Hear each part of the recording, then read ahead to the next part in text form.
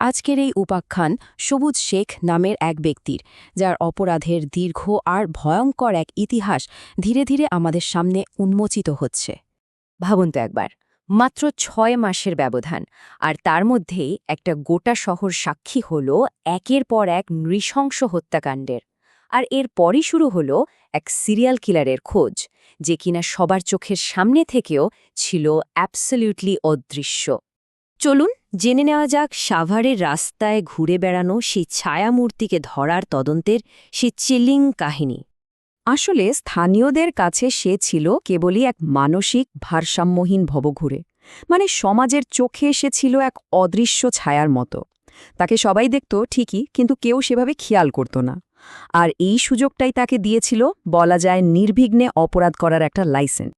কিন্তু পুলিশ যখন আরও গভীরে তদন্ত করতে শুরু করল, তখন বেরিয়ে এলো যে এই ছায়ামূর্তির আসলে একটা নয়, বরং অনেকগুলো মুখ, অনেকগুলো পরিচয়। তার আসল নাম, মানে জন্মসূত্রে পাওয়া নামটা ছিল সবুজ শেখ, কিন্তু এই নামটা সে প্রায় ব্যবহারই করত না। যেমন কিছুদিন আগের কিছু ড্রাগ কেসে সে ব্যবহার করেছিল মশিউর রহমান সম্রাট নামটা। এটা ছিল তার একটা নতুন, আধুনিক পরিচয়। আবার সম্রাট ওরফে টাইগার সম্রাট, এই নামটা পাওয়া গেল অনেক পুরনো এক অপরাধের রেকর্ডে, যা তার সহিংস অতীতের দিকেই একটা বড়সড় ইঙ্গিত দিচ্ছিল। শুধু নামই না, সে অনবরত নিজের ঠিকানাও বদলে চলত। যেমন ধরুন ২০১৪ সালে তার ঠিকানা ছিল আরমানিটোলা, আবার ২০১৯ আর ২০২৩-এ পাওয়া গেল কেরানীগঞ্জের আটিবাজারে। বুঝতেই পারছেন, এই কৌশলের কারণে আইন প্রয়োগকারী সংস্থাগুলোর পক্ষে তাকে খুঁজে বের করাটা প্রায় অসম্ভব একটা ব্যাপার হয়ে দাঁড়িয়েছিল। তদন্ত কর্মকর্তা হেলাল উদ্দিনের মতে এত কিছুর মাঝেও একটা বিষয় কিন্তু একদম স্থির ছিল। সে অনেক নাম, অনেক ঠিকানা ব্যবহার করলেও কখনো তার বাবার নামটা পরিবর্তন করেনি। আর এই একটা সূত্রই তদন্তকারীদের জন্য যথেষ্ট ছিল তার সবগুলো পরিচয়কে এক সুতোয় বাঁধার জন্য। তো লোকটার পরিচয় তো পাওয়া গেল, কিন্তু তার শিকারী সত্তার আসল রূপটা যে কতটা ভয়ঙ্কর, সেই সত্যিটা সামনে আসতে তখনও বাকি ছিল। যখন তার পুরনো রেকর্ড ঘাঁটা হল, তখন বেরিয়ে এলো প্রায় ১ দশকের এক লম্বা অপরাধের ইতিহাস। ২০১৪ সালে জুবায়ের ওরফে শাওন হত্যা মামলার প্রধান আসামি। এরপর ২০১৯ আর ২০২৩-এ পরপর দুবার মাদক মামলায় গ্রেফতার, আর সবশেষে মাত্র ৬ মাসে ৬টা খুনের অভিযোগ।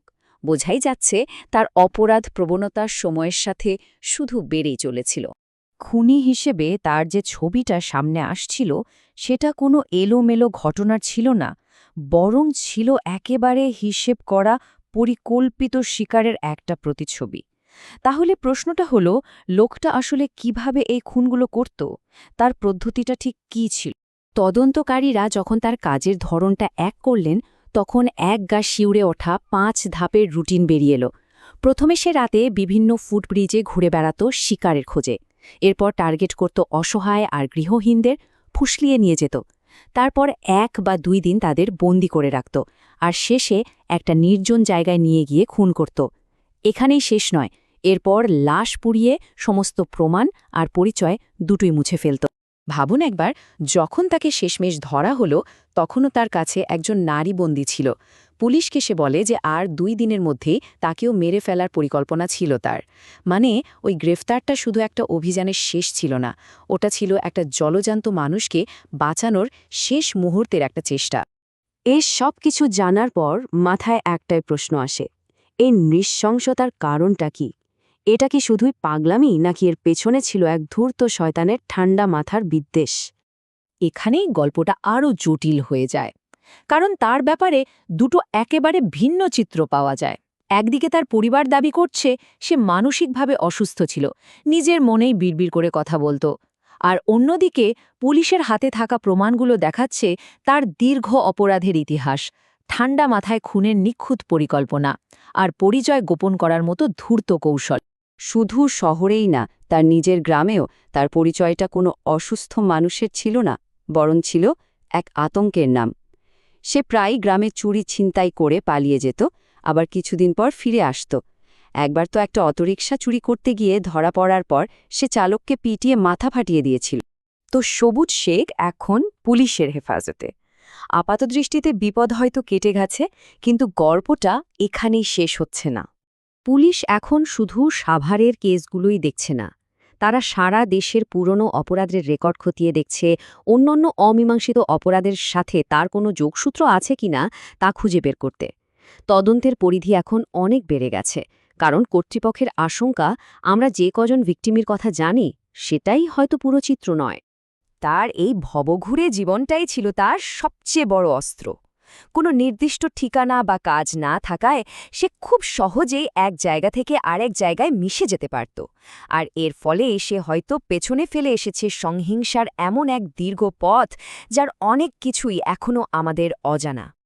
তার অতীতটা যেন এক গোলকধাঁধা, হাজারটা ছদ্মনাম আর ধামাচাপা দেওয়া অপরাধে ভরা। আর এই গোলকধাঁধার শেষে একটাই প্রশ্ন ভূতের মতো তাড়া করে ফেরে, আরও কতজন শিকারের কথা আমরা এখনও জানিই না। এই হিমশীতল অনিশ্চয়তাটাই এখন তদন্তকারীদের সবচেয়ে বড় চ্যালেঞ্জ।